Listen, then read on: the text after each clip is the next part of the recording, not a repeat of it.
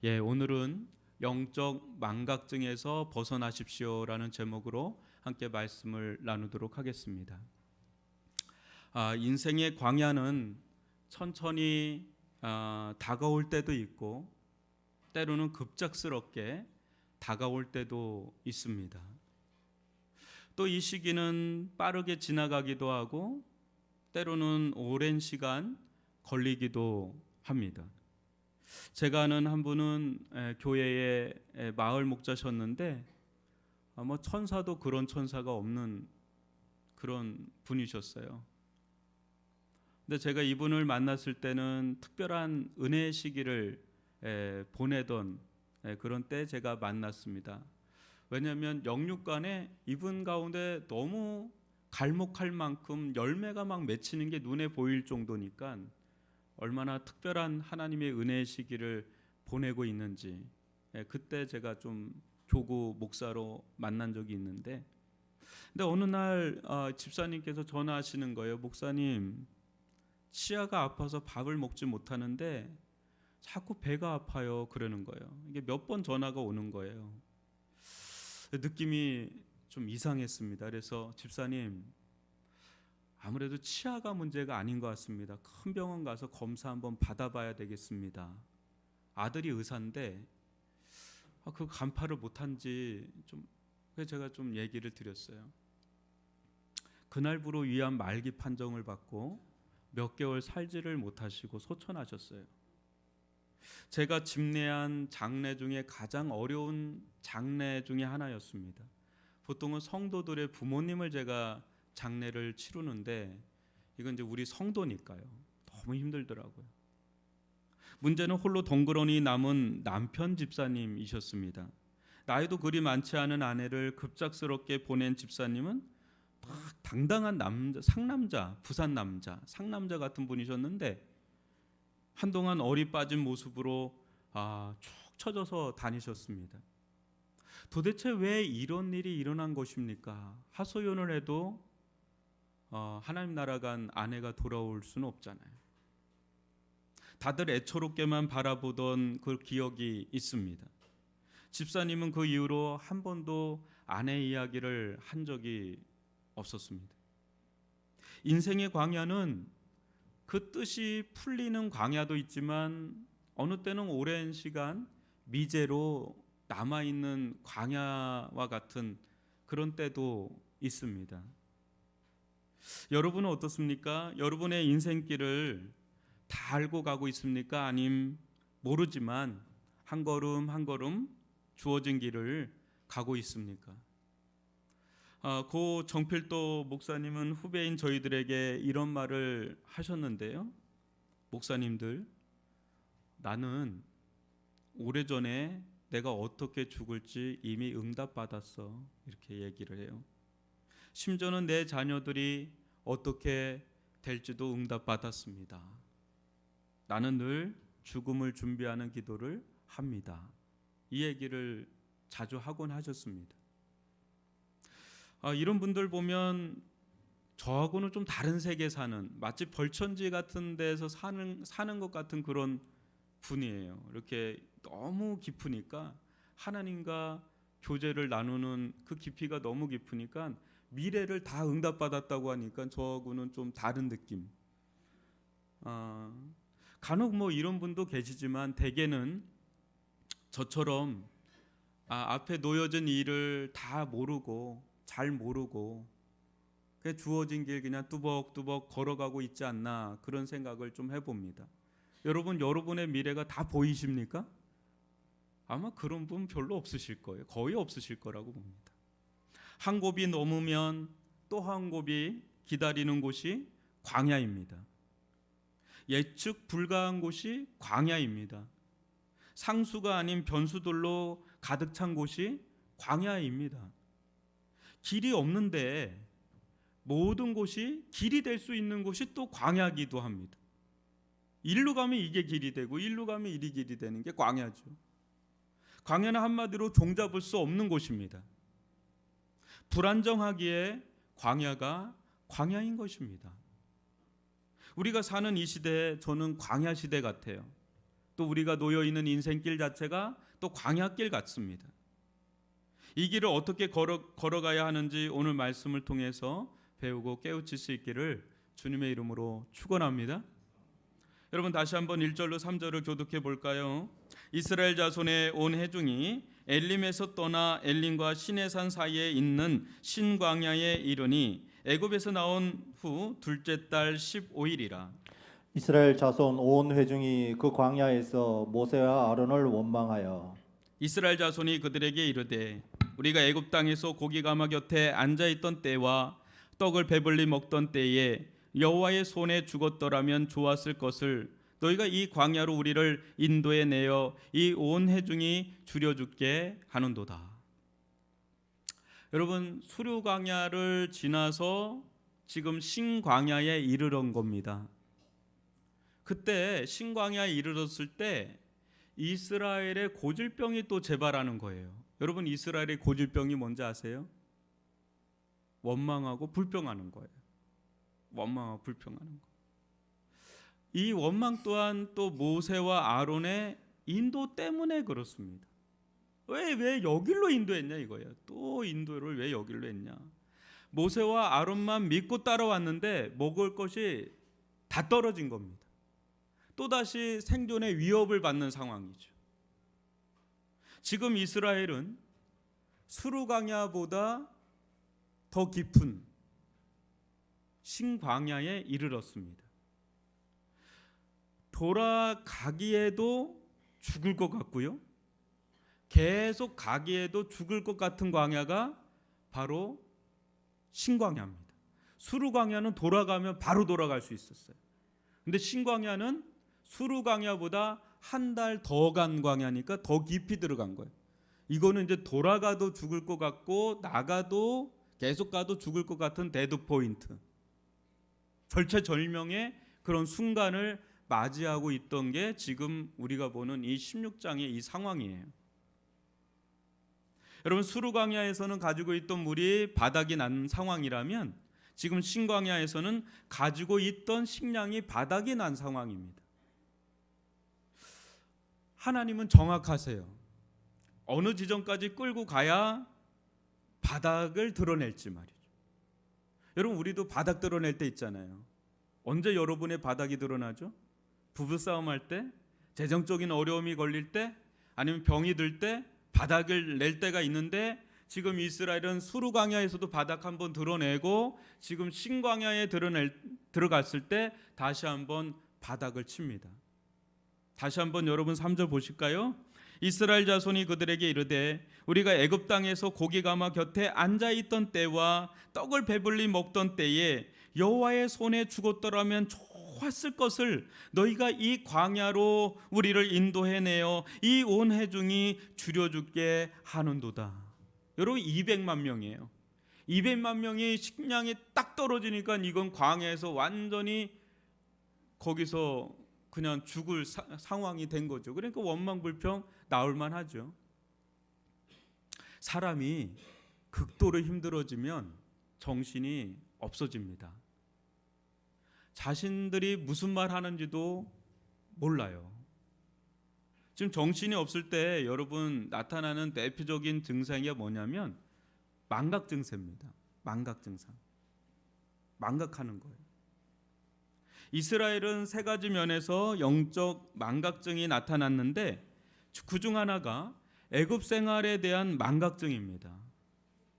여러분 지금 이스라엘 고백을 잘 한번 들어보세요. 이스라엘의 고백을 들으면 하나님께서 또 모세와 아론이 마치 그 천국과 같은 파라다이스인 이집트에서 이들을 꺼내서 헬, 지옥과 같은 광야로 인도한 것처럼 이렇게 들려요. 그죠? 3절을 보면.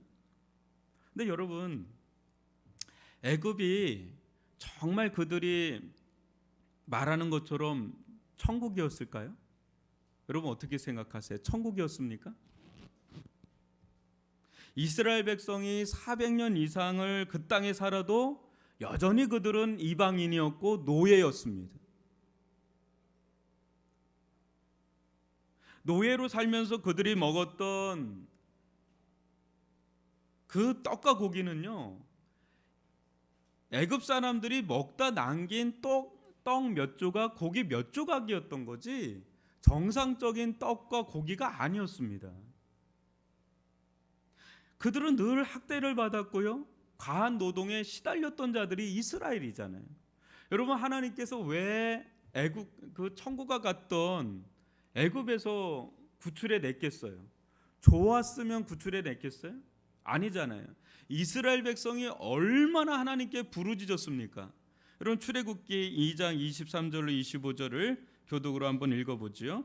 여러 해 후에 애굽 왕은 죽었고 이스라엘 자손은 고된 노동으로 말미암아 탄식하며 부르짖으니 그 고된 노동으로 말미암아 부르짖는 소리가 하나님께 상달된지라. 하나님이 그들의 고통 소리를 들으시고 하나님이 아브라함과 이삭과 야곱에게 세운 그의 언약을 기억하사 하나님이 이스라엘 자손을 돌보셨고 하나님이 그들을 기억하셨더라. 아멘. 이스라엘은 400년 넘게 농경 사회였던 이집트의 노예로 살아왔습니다. 여러분, 모든 시스템이 구축이 된 사회, 또 예측이 가능한 사회, 모든 필요한 것을 안정적으로 공급받던 사회가 이집트 사회였어요. 너무 좋죠. 그런데 이스라엘은 이집트의 자국민이 아닙니다. 이집트의 노예입니다. 여러분, 노예라는 삶이 어떤 삶입니까? 일제시대 때 우리나라의 삶이 여러분 좋았겠어요? 여러분, 자유가 없어요. 노예는 늘 주인에게 종속되어 있고 구속되어 있는 게 노예입니다. 시키는 대로 해야 하고 주어진 것을 해야 하고 자기 주장을 할 수도 없고 자기께 아무것도 없는 게 노예예요. 스스로 무엇인가를 하면 안 되죠. 능동적일 필요도 없고 창의적일 필요도 없습니다. 노예는 스스로 무엇인가 하려는 순간 힘들어집니다. 이런 삶을 400년 동안 익숙할 대로 익숙하게 살던 이들이 자유인의 신분이 돼서 여러분 광야로 나왔을 때 과연 노예지만 애굽에 살 때가 좋을까요? 아니면 자유자로 광야에서 사는 게 좋을까? 여러분, 어떨 것 같으세요? 여러분, 노예지만 애굽에서 사는 게 좋을까요? 아니면 자유자지만 광야에서 사는 게 좋을까요? 저는 이거 준비할 때만 해도 자유자라고 생각했는데 다시 강단에서 일부에 설교하다가 이거 아닌데? 둘 다 힘든데? 이 생각이 들더라고요. 여러분, 어떨까요? 둘 다 쉽지 않죠. 둘 다 어려워요, 제가 볼 때. 근데 생존의 위협을 느끼자 이들은 애굽에 실체가 있잖아요.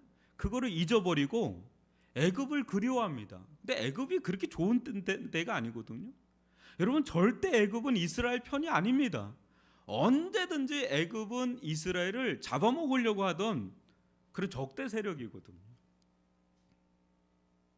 근데 이 모습은 우리에게도 마찬가지입니다. 여러분은 예수님을 따르는 지금의 삶이 좋은가요? 아니면 세상에서 마음껏 죄짓고 살던 예전이 좋은가요? 여러분, 어때요? 지금이 좋아요? 아니면 옛날이 좋아요? 여러분들 마음이 속과 겉이 좀 달리 들려요. 아마 여러분은 하나님의 자녀가 된 지금이 훨씬 좋으실 거예요. 다시 옛적으로 돌아가라 하면 말도 안 돼요, 목사님, 이렇게 얘기하실 거예요. 그러나 예수님 따르는 삶에 힘겨울 때가 찾아오잖아요. 이것도 하지 말아야 되고 또 저것도 하지 말아야 되고 편한 길, 쉬운 길이 눈에 뻔히 보이는데 또 포기해야만 하는 그런 때도 여러분 얼마나 많았습니까? 여러분, 예수 믿는다고 늘 좋은 일만 일어나는 게 아니라 어느 때는 참 힘든 일도 일어날 때가 있지 않습니까? 그러나 사랑하는 성도 여러분, 제 아래에 있던 삶을 여러분 기억하셔야 됩니다. 기억을 하셔야 돼요. 평생 죄와 사망의 종로로 타며 살던 때가 정말 좋았는지 기억하셔야 돼요. 우리는 지금 이렇게 살다가 좀 힘든 일 있으면 옛날이 좋지 하면서 옛날 생각하는데 기억하셔야 돼요. 영적인 망각증에 시달리면 안 되고 기억하셔야 된단 말이죠. 죄와 사탄은 달콤한 말로 얼마나 우리를 유혹하는지 모릅니다. 온갖 감언이설로 그 길 가면 안 돼, 이게 좋아 막 이렇게 우리를 유혹하지만 여러분, 죄와 사탄은 절대 여러분을 사랑하지 않습니다. 절대 여러분 편이 아닙니다. 종국에는 우리들을 사망으로 이끌어 가려고 하는 속셈이 있는 것을 우리는 아셔야 한다는 거죠. 여러분, 좀 힘들 때 과거로 돌아가는 것이 아니라 기억을 해야 돼요. 어떤 기억을 해야 될까요? 두 번째인데요, 쓴물이 단물로 변한 이 마라 사건을 기억해야 돼요.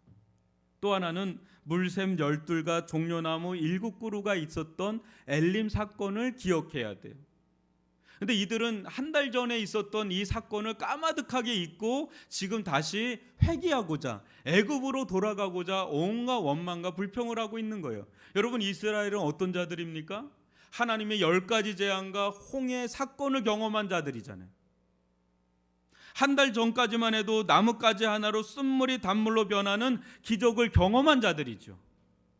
더 신기한 것은 아무것도 없을 것 같던 광야 한복판에서 거대한 오아시스를 만난 자들이죠.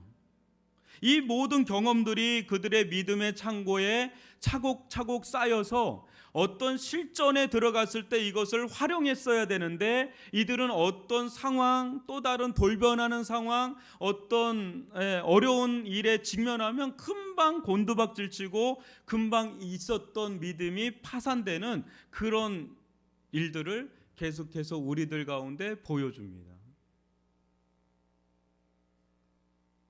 절대 붙잡아서는 안 될 기억이 있잖아요.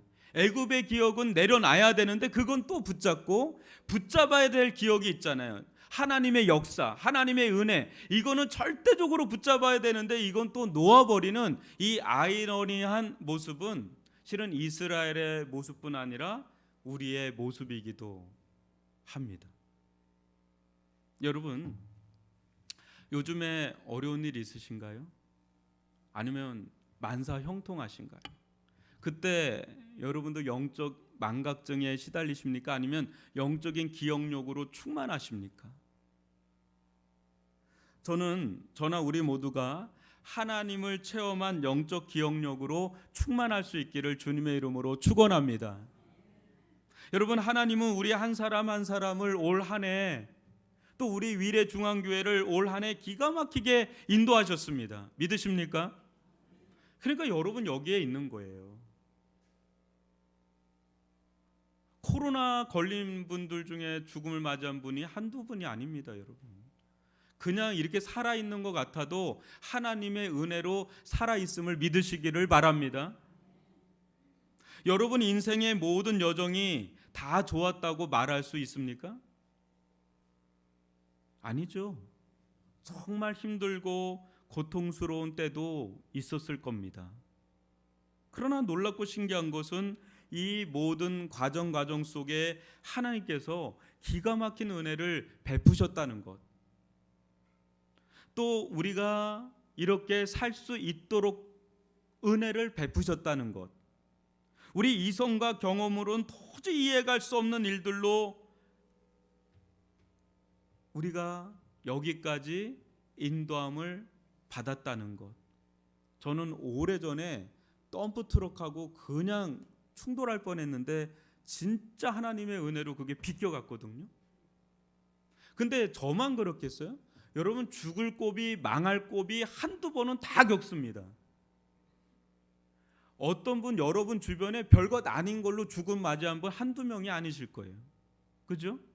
근데 큰일 날 것 같은데 살아있는 은혜를 경험하는 것, 그 모든 것 속에 하나님의 인도와 은혜가 있는 줄 믿습니다. 여러분, 자녀들이요, 우리 마음대로 안 되죠. 근데 자녀들, 우리 부모님들 이 자리까지 있는 것 하나님의 인도 속에 있는 것입니다. 여러분들이 지금까지 인생을 걸어오면서 체험한 하나님의 은혜, 하나님의 능력, 그것이 여러분들의 믿음의 토대가 되고 토양이 되고 자양분이 될 수 있기를 바랍니다. 그래서 그것이 여러분들 안에 어떤 상황에 직면했을 때 증발하는 게 아니라 오히려 이 어떤 어려운 상황에 직면했을 때, 도저히 내 힘으로는 해결할 수 없는 일에 직면했을 때 과거에 역사하신 하나님, 내 삶 속에 함께 하시고 은혜를 베푸시고 능력을 베푸신 그 하나님을 망각하지 않고 기억함으로 여러분들 삶 속에 직면하는 어려움을 이겨낼 수 있기를 바랍니다. 하나님은 과거에 나를 도와주신 하나님이지만 그 하나님은 오늘날 지금 이 순간 어려운 이 상황을 헤쳐나가게 할 거야. 돌파구를 열어주실 거야. 인도해 주실 거야. 내 생각과 이성으로 도저히 감당할 수 없는 그 일을 하나님은 하실 거야. 그 믿음을 활용할 수 있기를 바랍니다. 그래야 거기서 뚫고 나갈 수가 있는 거예요. 여러분, 우리 교회도 6년간 지나오면서 얼마나 많은 일들을 겪었어요? 그래도 하나님께서 여기까지 인도하셨잖아요. 그 사이사이에 얼마나 믿음을 많이 체험했습니까? 그것을 10분 발휘할 수 있기를 바랍니다. 여러분, 이들의 영적인 망각증 세 번째가 뭔지 아십니까? 그 뭐냐면 하나님의 약속의 말씀을 잊었다는 데 있습니다. 여러분, 지금 이들이 수루 강야, 홍해를 건너서, 그죠? 수루 강야를 지나서 신광야로 왔습니다. 근데 신광야가 목적지가 아니라 지금 어디로 가는 길입니까? 이스라엘이 가나안이죠. 근데 가나안 전에 한 군데 있죠. 이거 맞추면 여러분 선물을 크리스마스 때 주겠습니다. 어디죠? 시내산입니다.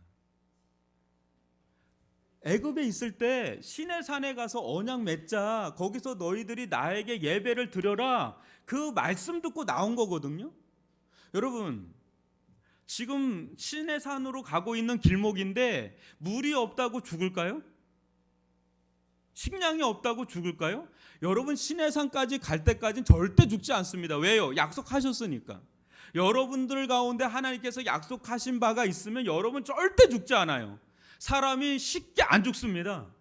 죽을 것 같아도 안 죽어요. 하나님께서 사명이 있고요, 하나님께서 약속한 게 있으면 절대 망하지도 않고 절대 죽지도 않습니다. 하나님께서 끌고 가야 되는 목적지가 있기 때문에 그렇습니다. 믿으십니까? 그러니까 이스라엘 백성은 지금 텅 빈 광야에서, 광야는 뭡니까? 아무것도 없는 게 광야잖아요. 그 광야에서 그야말로 텅 빈 광야만 보고 있는데 이스라엘이 광야에서 봐야 될 건 뭡니까? 하나님의 약속의 말씀을 봐야 되는 줄 믿습니다. 아무것도 없지만 이스라엘 백성이 정말 봐야 되는 것은 하나님의 약속의 말씀입니다. 여러분, 히브리어 어근에 보면 말씀이라는 히브리어와 광야라는 히브리어가 어근이 똑같아요. 여러분, 하나님의 말씀이 언제 들리죠? 여러분들 잘 나갈 때 하나님 말씀 들려요? 승승장구하고 성공가도 달리고 세상에서 주변에 사람들로 꽉 차 있으면 하나님 말씀이 아주 청명하게 잘 들려요?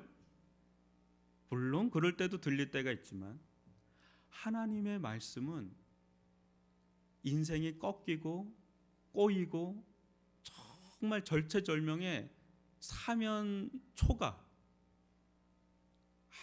아주 어디 길이 없는 것 같은 그 절박한, 그리고 아무것도 없는, 아무 찾아오는 사람도 없고 연락하는 사람도 없는 광야와 같은 그런 때에 하나님의 말씀만이 들립니다. 얼마나 들리는지 몰라요. 물론 잘 안 들릴 때도 있어요. 광야라고 다 들리는 건 아닌데 들려요. 광야는 하나님의 음성을 듣는 곳입니다. 성경에 수많은 사람들이 광야에서 하나님의 음성을 잔뜩 들어서 세상에 나와서 하나님의 말씀을 폭포수와 같이 던지고 사라졌죠. 광야만 보면 안 되고 여러분 인생 가운데 광야가 찾아온다면 그곳에서 하나님의 약속의 말씀을 볼 수 있기를 바랍니다. 그게 살 길입니다. 하나님의 말씀만이 살 길인 줄 믿습니다. 사랑하는 성도 여러분, 여러분의 인생 가운데 텅 빈 광야를 만날 때 그곳은 아무것도 없는 곳이 아니라 실은 그곳에 하나님 한 분은 계십니다. 그런데 여러분, 출애굽기 17장 7절을 보면 이런 구절이 나옵니다. 제가 읽어드릴게요. 그가 그곳 이름을 마사라 또는 무리바라 불렀으니 이는 이스라엘 자손이 다투었으며 또는 그들이 여호와를 시험하여 이르기를 여호와께서 우리 중에 계신가 아니 계신가 하였음이더라. 이스라엘 백성이 광야에서 늘 도전받는 것은 하나님은 과연 계시냐? 하나님은 과연 계시냐? 우리 인생 가운데 정말 힘든 일이 있을 때 가장 먼저 찾아오는 것은 하나님의 부재감입니다. 하나님의 임재가 아니라 하나님의 부재를 경험해요. 하나님이 계신가? 하나님 계시다면 이런 일이 일어나나? 하나님 정말 계신 거 맞습니까? 이렇게 생각할지 모르지만 여러분, 오늘 말씀 다시 한번 읽어봤으면 좋겠어요. 6절로 12절인데 한번 교독으로 읽어보겠습니다. 모세와 아론이 온 이스라엘 자손에게 이르되 저녁이 되면 너희가 여호와께서 너희를 애굽 땅에서 인도하여 내셨음을 알 것이요 아침에는 너희가 여호와의 영광을 보리니 이는 여호와께서 너희가 자기를 향하여 원망함을 들으셨습니다. 우리가 누구에게 너희가 우리에게 대하여 원망하느냐? 모세가 또 이르되 여호와께서 저녁에는 너희에게 고기를 주어 먹이시고 아침에는 떡으로 배불리시리니 이는 여호와께서 자기를 향하여 너희가 원망하는 그 말을 들으셨음이라. 우리가 누구냐? 너희 원망은 우리를 향하여 함이 아니요 여호와를 향하여 함이로다.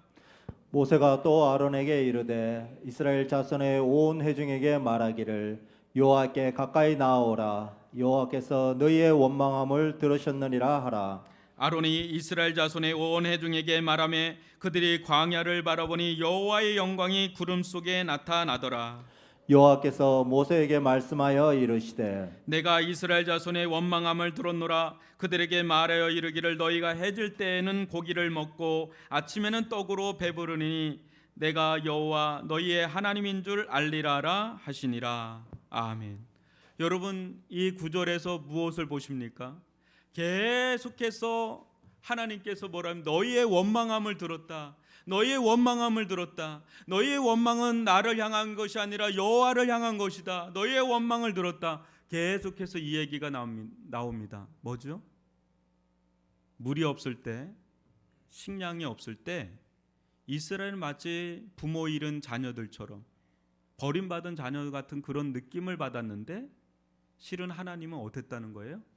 그 순간에도 그들과 함께 하셨다는 거죠. 다 듣고 계셨다는 거죠. 신음소리도 듣고 원망하는 소리 듣고 불평하는 소리 듣고. 여러분, 하나님은 우리의 기도 소리만 듣는 분이 아니세요. 하나님은 우리의 신음소리도 듣고 우리의 고통에 울부짖는 소리도 듣고 심지어는 정말 하나님이 듣기 싫은 원망과 불평하는 소리도 들으시는 분이세요. 심지어는 원망하고 불평하는 소리마저도 들어주시잖아요. 하나님은 우리와 함께 하신 하나님인 줄 믿습니다. 우리는 광야를 만날 때, 어떤 시험의 시기를 만날 때 마치 하나님은 아니 계신 것 같은 착각을 할 때가 있는데 하나님은 아니 계신 분이 아니라 우리와 함께 동행하시는 그런 분이신 줄 믿습니다. 사망의 음침한 골짜기라도 광야의 한복판에도 내가 너와 함께 한다고, 내가 너와 함께 한다고 계속해서 하나님의 임재가 있는 곳이 바로 광야입니다. 하나님은 모세를 통해 말씀하십니다. 아침에는 너희가 여호와의 영광을 보리니 내가 여호와 너희의 하나님인 줄 알리라. 여러분, 텅 빈 광야, 생존의 위협을 받는 그 광야, 하나님이 아니 계신 것 같은 그 광야가 하나님의 영광의 성소로 변화된다는 거예요. 날마다 어떻게 해요? 날마다 불기둥과 구름기둥을 보고 날마다 저녁에는 메추라기 고기를, 아침에는 만나를 통해서 하나님을 경험하니까 그 텅 빈 광야가 변하여 하나님의 영광의 임재가 있는 처소로 변한다는 것을 오늘 이 말씀을 통해서 받으시기를 바랍니다.